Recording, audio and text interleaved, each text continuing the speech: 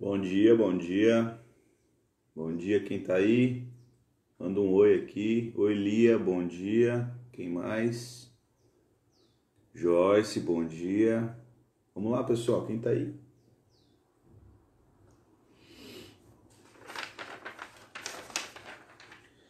A gente estuda hoje, aos domingos, o livro Ceifa de Luz, que é esse aqui, ó. Tá? Oi, Ana, bom dia. E nós já estamos no capítulo 12. Tá? 12 é o capítulo A Senda Estreita.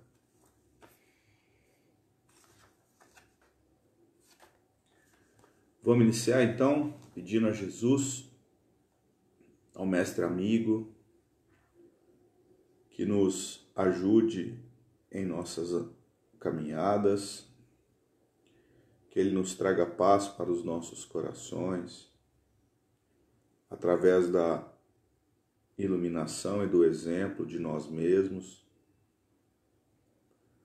fazendo com que nós nos ajudemos uns aos outros, através dos seus ensinamentos, que possamos ter mais paciência com o próximo, que possamos ter mais misericórdia, mais empatia, mais amor, que possamos saber que o próximo, cada um de nós,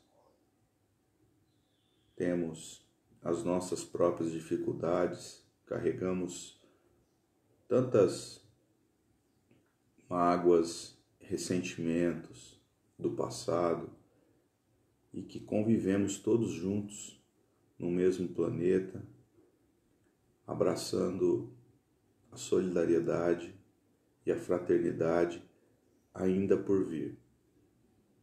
Senhor, Mestre amado, não desista de nós, por misericórdia. Que assim seja. Bom dia, Sandrinha, tudo bem? Bom, amigos, vamos lá. A Senda Estreita. Essa passagem, a Senda Estreita, é uma passagem que é bastante conhecida, porque ela também está descrita no Evangelho segundo o Espiritismo, que é o nosso livro base, assim, né?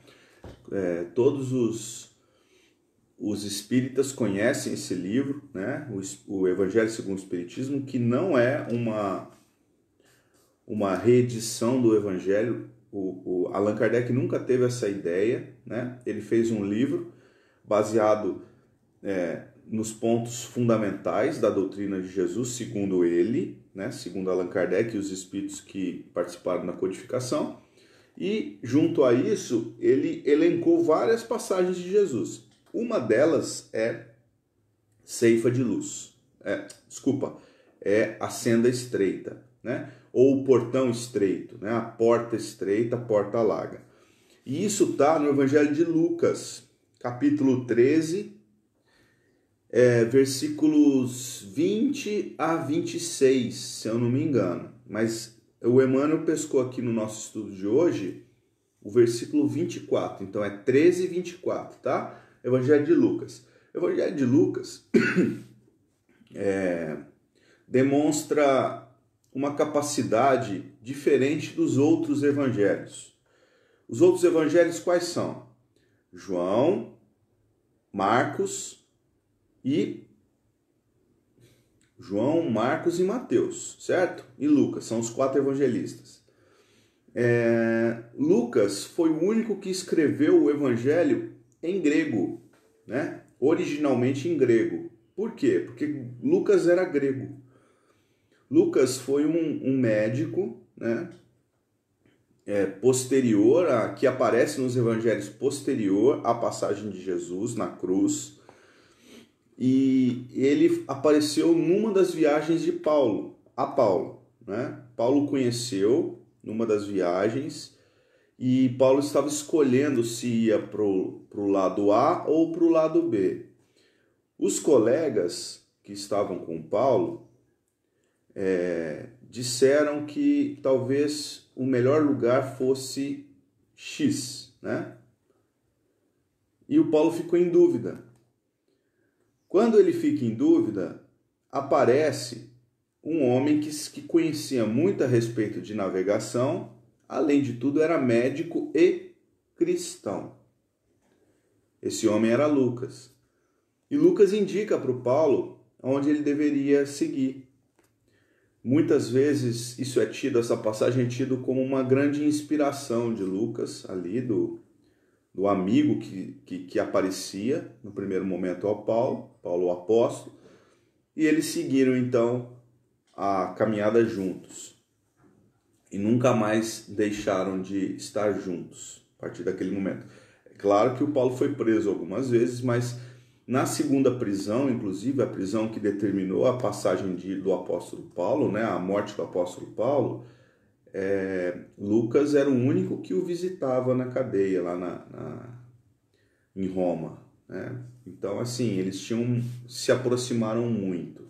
E o Lucas recebeu toda essa notícia de Jesus, a notícia do Evangelho, recebeu diretamente de Paulo. Por isso que a gente diz que a contribuição paulina para o que a gente conhece de cristianismo hoje é, assim, tremenda. Talvez seja a maior das contribuições que a gente tenha, né, aqui no tempo vindouro, depois da passagem de Jesus. Porque Paulo não só tem as 14 epístolas, né, que a gente estuda, o Emmanuel estuda muito essas passagens, mas ele também trouxe uma grande contribuição para o Evangelho de Lucas, se não quase todo ele. Atos dos Apóstolos também tem muita influência de Paulo. Quase todo a segunda parte do Atos dos Apóstolos é memória de Paulo. Então isso é muito interessante da gente ver, né? E Lucas escreveu sobre a senda estreita. Paulo contou e Lucas escreveu. Muito bem. O que é então o nosso versículo de estudo de hoje? Bom dia pessoal, Neus, Ivete. Porfiai por entrar pela porta estreita. O que é porfiar? Vamos mais uma vez. Porfiai por entrar pela porta estreita. Isso tá. Evangelho de Lucas 13, 24. Jesus dizendo, tá? O que é porfiai? É disputar, lutar e insistir. Então, assim, lute por entrar pela porta estreita. Essa é a mensagem de Lucas para a humanidade, né? Que era Jesus dizendo. Nós somos no original grego. Não está muito diferente porque o Lucas já era grego, né? Então ele já escreveu o evangelho em grego, como nós já falamos.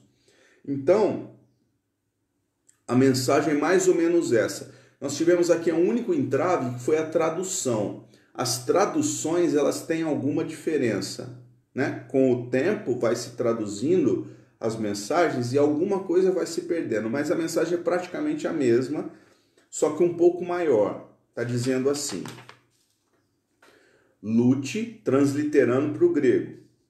Lute para entrar através da estreita porta, como muitos, digo, procuram entrar e não conseguem. Vamos repetir? Lute para entrar através da estreita porta, como muitos, digo, procuram entrar e não conseguem. Então tem uma continuação que ficou suprimida aqui nessa tradução que foi utilizada para fazer esse estudo. Ou seja, tem uma continuação dizendo que muitos tentaram passar pela porta estreita e não conseguiram. É um pouco relevante, não sei se os amigos concordam, né? Diz primeiro que você deve lutar para passar pela porta estreita. E diz ainda uma outra informação, que muitos tentaram e não conseguiram. O que é essa porta estreita, né? O que é a porta larga? O que é a porta estreita? Se ela fosse larga, seria mais fácil? Essa é a metáfora, né, do ensinamento de Jesus. Porque toda vez que você vai transformar algo em você, qualquer coisa que seja, demanda esforço. Algumas coisas demandam um esforço menor. Outras demandam esforços hercúleos. Vocês não concordam com isso? Por exemplo, você foi ao médico fazer exames de rotina, né? E constatou-se que você está desidratado. Aliás, é um ponto bastante importante nas nossas vidas, tá? Você está desidratado, bebe pouca água. O médico percebeu isso e disse para você, olha, fulano, você precisa beber ao menos 2 litros de água por dia. Nossa, mas 2 litros é muito, né? Sim, 2 litros é muito, equivale mais ou menos a 10 copos de água, mais ou menos a 10 copos de água todos os dias. Gente, 10 copos de água é bastante. Quem será que toma 10 copos de água por dia, sem se forçar a beber? Mas, se você tiver uma consciência bacana, um querer modificar as coisas que não estão boas em você, você vai criar uma maneira de beber esses 10 copos de água todos os dias. E não é uma transformação tão severa, né? Ela demanda algum esforço, mas não é um tremendo de um esforço. Agora, se você for à sua casa espírita, fizer lá um atendimento fraterno com a pessoa que é responsável por isso, né? O que é o atendimento fraterno? Atendimento fraterno é uma conversa, não é psicólogo, tá, pessoal? Mas é uma conversa com uma pessoa que tem um conhecimento já um pouco mais avançado a respeito de doutrina espírita, que é o que a gente faz dentro da casa espírita, né? A gente usa a doutrina espírita em favor das pessoas, consolando e instruindo. Basicamente é isso. Então, o acolhimento fraterno, a Neuza está aqui, não vai me deixar mentir, é a utilização dessas ferramentas que a doutrina espírita entrega para a gente. Não é psicólogo, né? Nem médico. Tanto que eu já fiz atendimento fraterno, não me recordo se foi com a Neuza ou se foi com a Isabel lá na nossa casa. Eu acho que foi com a Isabel. E na ocasião ela me orientou a procurar um médico terreno também, ou seja, as coisas elas não se sobrepõem, né? Trabalham-se junto. E aí a pessoa vai fazer o atendimento fraterno e no atendimento fraterno é constatado ali problemas de origem familiar, né? A pessoa está em desequilíbrio porque ela está tendo alguns problemas de origem familiar. Não vamos entrar nos problemas porque todo mundo tem, né? Mas algumas coisas que são graves, que demandam um entendimento do outro, né? Um perdão que não está sendo operado, uma dificuldade aqui de entendimento que o outro é muito diferente de mim, mesmo vivendo sobre o meu teto, o mesmo teto. E aí surge uma orientação que você não deve replicar a atitude grosseira do outro, ou seja, você não deve responder, você deve guardar silêncio. Essa é a transformação. É mais difícil do que beber água, não é? Eu acredito que seja bem mais difícil. Então, essa é a analogia que a gente coloca aqui em cima desse grande ensinamento de Jesus. Existem algumas transformações que não são tão operosas assim para os homens. Outras são extremamente difíceis, porque demandam um esforço maior, íntimo, né? Não é simplesmente fazer algo com as mãos, não é alguma coisa material, uma coisa que você consegue resolver facilmente. Você tem que operar com os seus pensamentos, com os seus desejos, né? Basicamente, operar com a sua vontade. Certo? Chama atenção no transliterado para o grego, né? Lute para entrar através da estreita porta, como muitos, procuram entrar e não conseguem. Chama atenção porque as palavras para lutar, lute, são as mesmas que foram usadas aqui. Então, porfiar e lutar é a mesma coisa, né? Então, aqui está muito, muito parecido. O estreito, a estreita porta, a estreita senda, a palavra estreito, vem de stenos. A palavra grega é stenos, S mudo. E ela foi usada só 3 vezes no Novo Testamento. Em todas as vezes que ela foi usada, que foram só 3, essa e mais 2, ela tem um significado de proximidade com Deus. Você se aproxima tanto de Deus que você ganha a confiança de Deus. Nossa, aqui tem uma coisa nova para a gente avaliar dentro da estrutura da frase.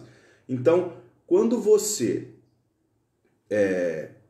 tenta passar pela porta estreita, quando você tenta passar pelo portão estreito, né, que é o que Jesus está dizendo, são transformações mais profundas que operam em você, por você, você se aproxima mais de Deus.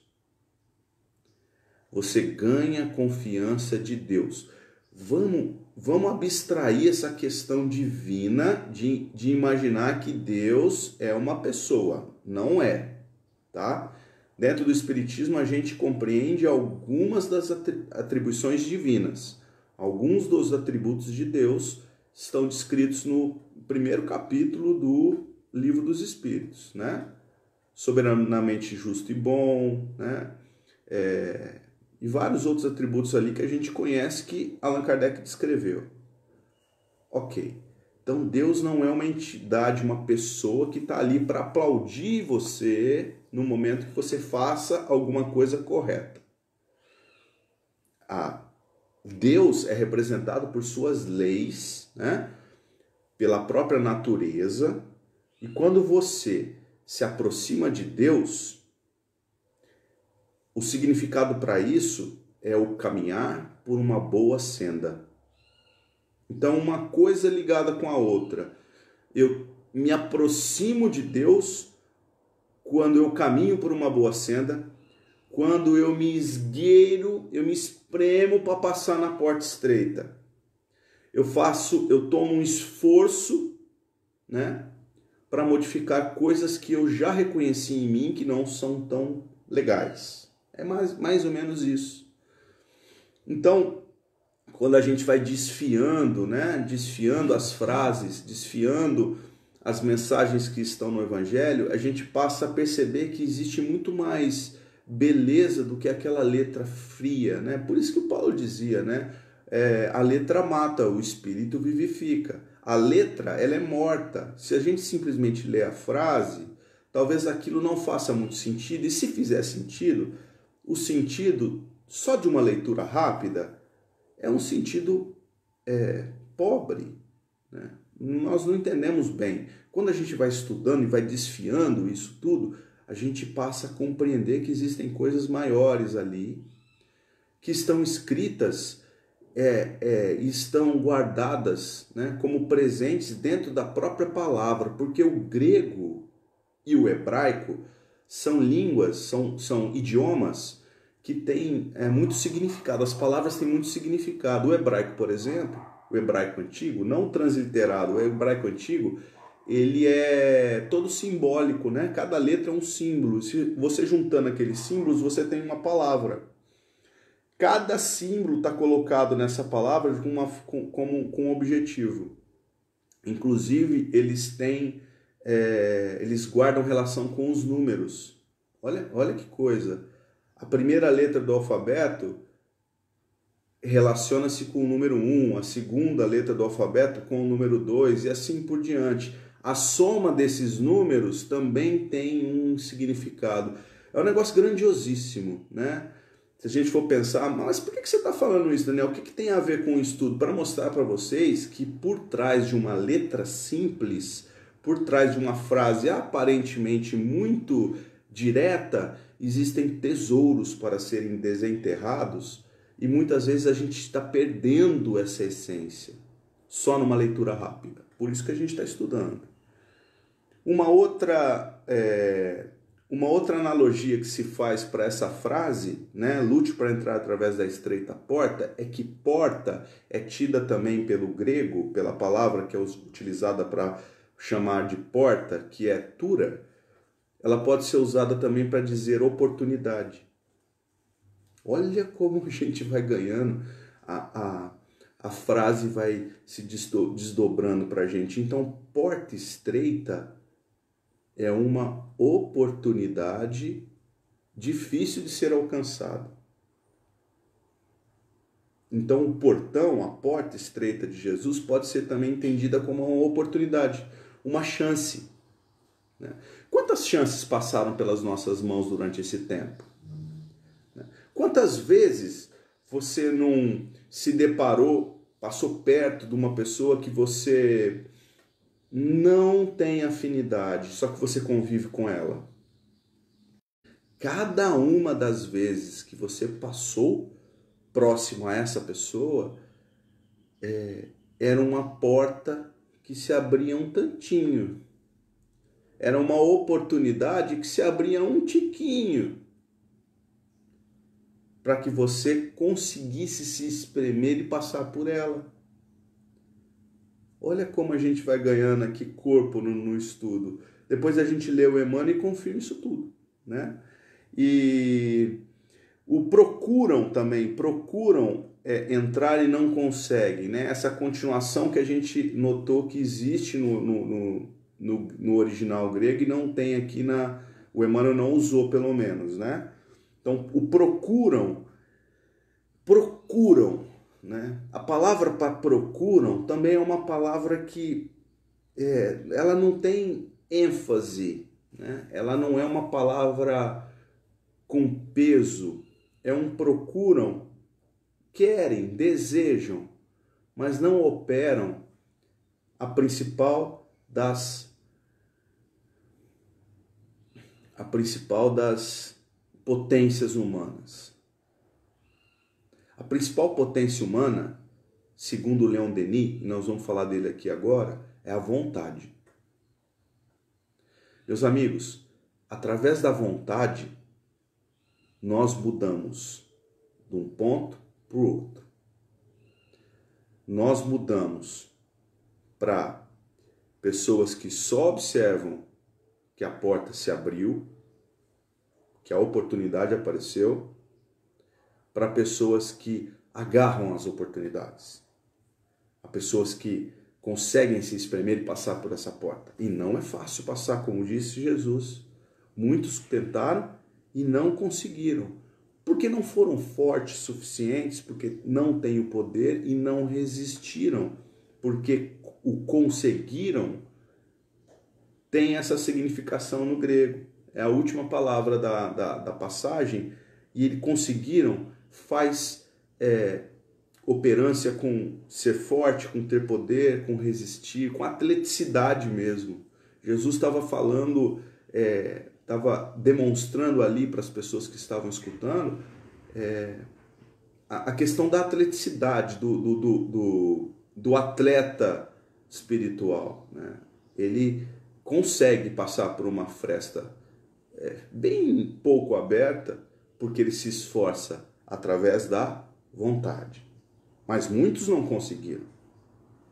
Diz o Leon Denis, no livro O Problema do Ser, do Destino e da Dor, um livro, talvez seja o livro mais conhecido dele, né? Porque é um livro mais...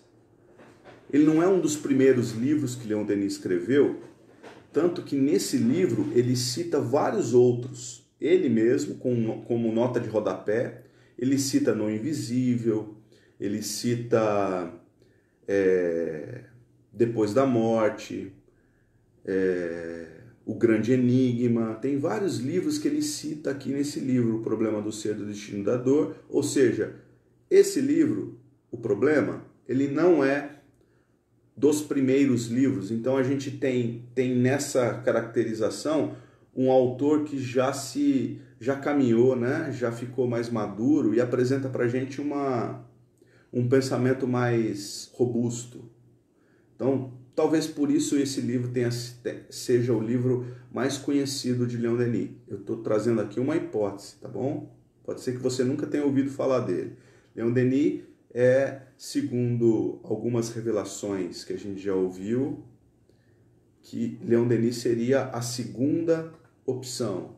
Se Allan Kardec falhasse para trazer a codificação espírita, Jesus contaria com esse homem, Leon Denis. Tá?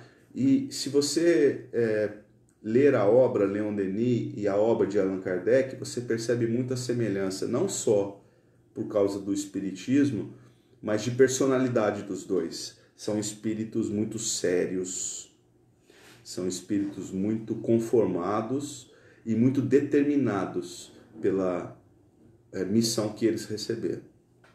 Muito bem. E o Leon Denis, no capítulo 20 desse livro, intitulado A Vontade, ele diz assim, que a vontade é a maior das potências dos seres humanos. A maior. E ele diz mais, gastamos a vida em coisas banais, improfícuas.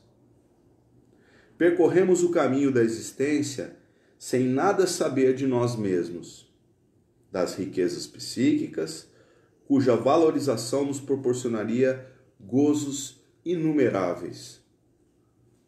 Ele constata que a gente passa uma vida inteira na Terra sem aprofundar. A gente passa uma vida inteira na Terra correndo atrás de uma coisa que não vai ficar para a gente. Então, é uma vida que se esvai por não pensar na vida. É interessante isso, né? Parece muito filosófico, mas se você for fazer uma recordação em você, você vai ver que isso é uma baita de uma verdade. O Leon Denis está trazendo aqui uma constatação, às vezes, triste. Porque é como se eu estivesse levando uma vida sem sentido.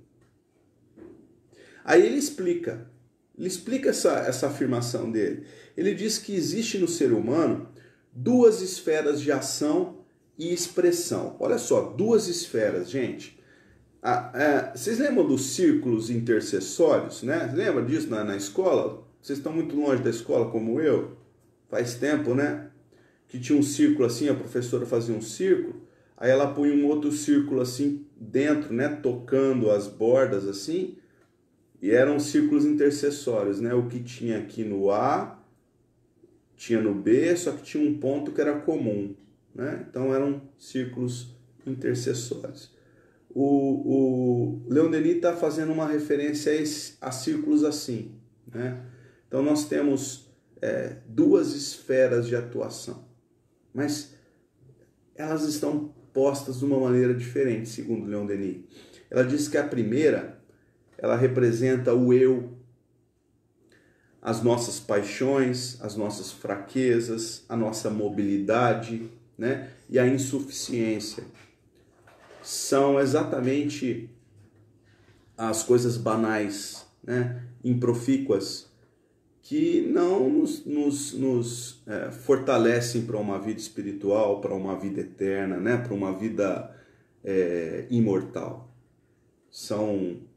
É uma esfera de atuação, uma esfera de ação que nos limita. Ela é estreita e ela é móvel, ela é frágil.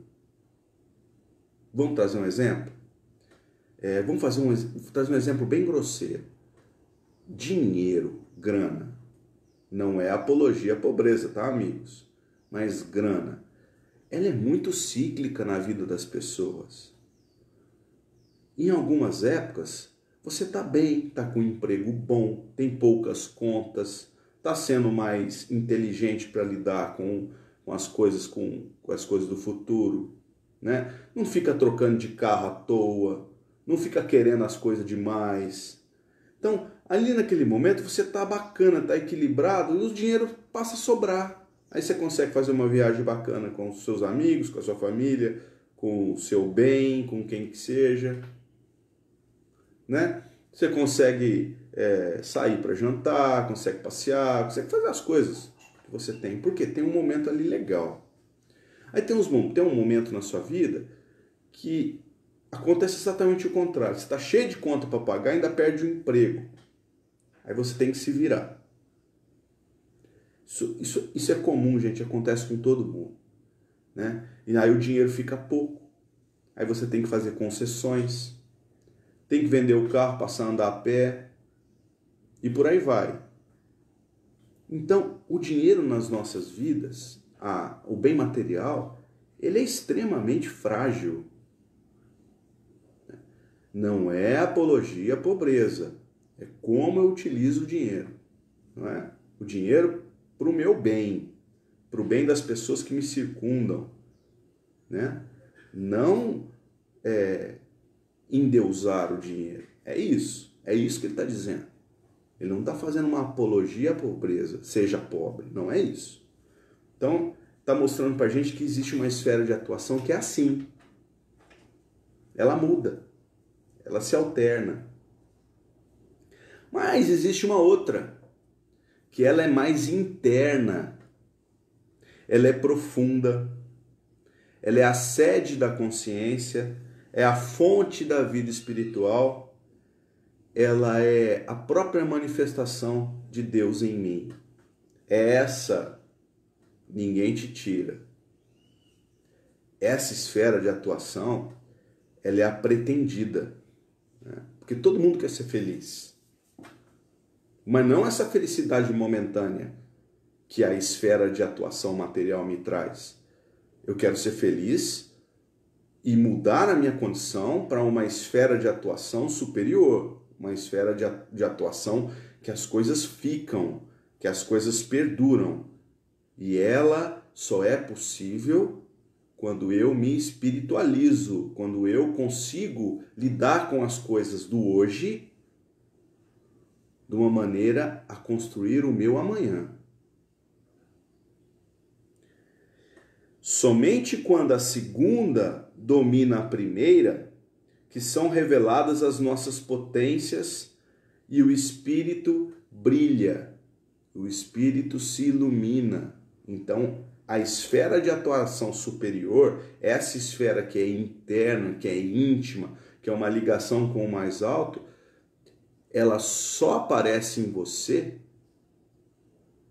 quando a gente se desmaterializa, quando a gente passa a não dar tanta importância para as coisas mutáveis e passamos a valorizar as coisas imutáveis.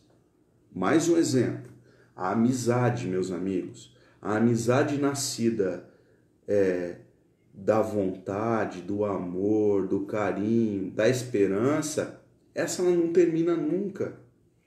Quando a gente está trabalhando junto a isso, a gente está na segunda esfera, na esfera que é imaterial, nessa esfera que é sobrevivente ao corpo físico. Do contrário, quando eu me alio a alguém por algum motivo escuso, por exemplo, eu faço amizade com o presidente do meu centro, porque ele é muito influente, eu nem gosto muito dele, mas eu vou fazer amizade, vou ficar junto dele, porque aí, quem sabe, eu não ganho um cargo lá na comissão, na diretoria do centro. Que tipo de amizade é essa? É uma amizade que não perdura, porque ela não é profunda, né? Ela não é autêntica. Olha como o pensamento aqui vai muito mais longe, né? E aí, o Leon Denis fecha esse pensamento dizendo: como é que você passa da primeira esfera para a segunda esfera? Como é que você passa do que é material para o que é imaterial? Só tem um jeito: operando à vontade. Não tem outro jeito. É só o ser que se determina. Eu quero com fé e com vontade isso. Aí você consegue. Não adianta ninguém falar para você: faça assim, faça assado, né? Seja assim, seja assado. Não adianta. É só você com você. A hora que você resolver, vai acontecer. Essa é a grande reflexão do dia de hoje. A porta estreita, ela só é estreita porque eu não faço força para que ela abra mais. Então, é uma fenda estreitinha sim, mas porque eu não forcei, não quis passar com vontade. Por isso ela é estreita e por isso que muitos não passaram por ela, como disse Jesus. Vamos ler então o que diz a lição? A gente vai ler e aí a gente compara. Será isso mesmo que o Emmanuel estava dizendo ou se eu viajei? Vamos lá. A senda estreita. Não te aconselhes com a facilidade humana para a solução dos problemas que te inquietam a alma. Realização pede trabalho. Vitória exige luta. Muitos jornadeiam no mundo na larga avenida dos prazeres efêmeros e esbarram no cipó do tédio ou da intemperança, quando não sucumbem sob as farpas do crime. Muitos preferem a estrada agradável dos caprichos pessoais atendidos e caem, desavisados, nos fojos de tenebrosos enganos, quando não se despenham nos precipícios de tardio arrependimento. Seja qual for a experiência em que te situas na terra, lembra-te de que ninguém recebe um berço entre os homens para acomodar-se com a inércia, no desprezo deliberado às leis que regem a vida. Nosso dever é a nossa escola. Por isso mesmo, a senda estreita, e que se refere a Jesus, é a fidelidade que nos cabe manter limpa e constante no culto às obrigações assumidas diante do bem eterno.